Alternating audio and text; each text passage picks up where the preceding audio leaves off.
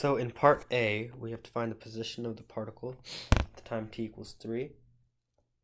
And we can see from the graph already that y of 3, from this graph here, y of 3 is equal to negative 1/2. Now x of 3, to find that, we're going to have to do x of 0 plus the integral, because it gives us dx dt, right? So this is dx dt, from 0 to 3, integral of that. This comes out to be 14.377. Ends up being 14.377 negative 0.5.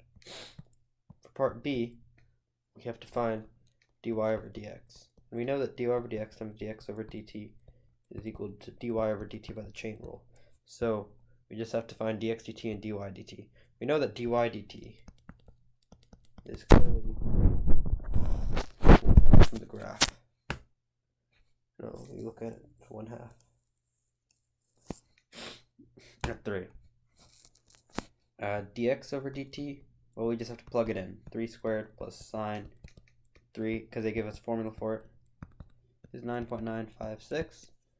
And so dy over dx, which is equal to dy dt over dx dt, dx over dt, is 0.050, which makes sense because this is about 10.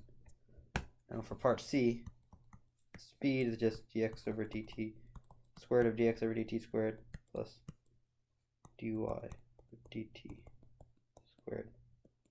And this, plug it in, 9.956 squared plus half squared square root. This is equal to 9.969.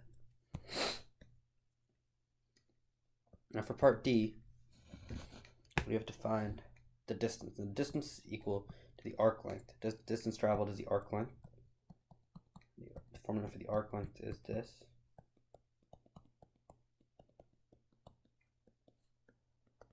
This is the formula for arc length. Now,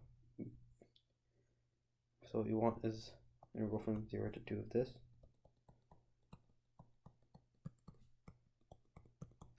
Now dy over dt changes, it's sort of a piecewise function, so we're going to split up the integral from 0 to 1 plus, and from 0 to, from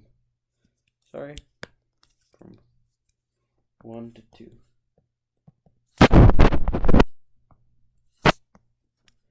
And here we're going to put from 0 to 1 to negative 2 from the graph.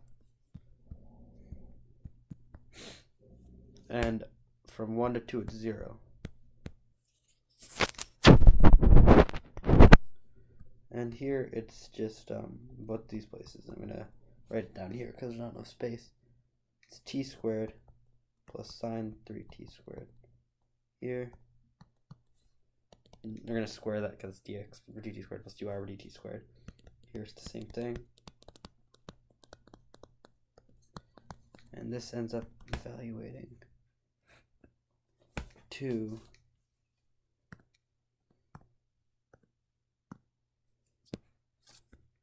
4.350. You plug it in, and we're done.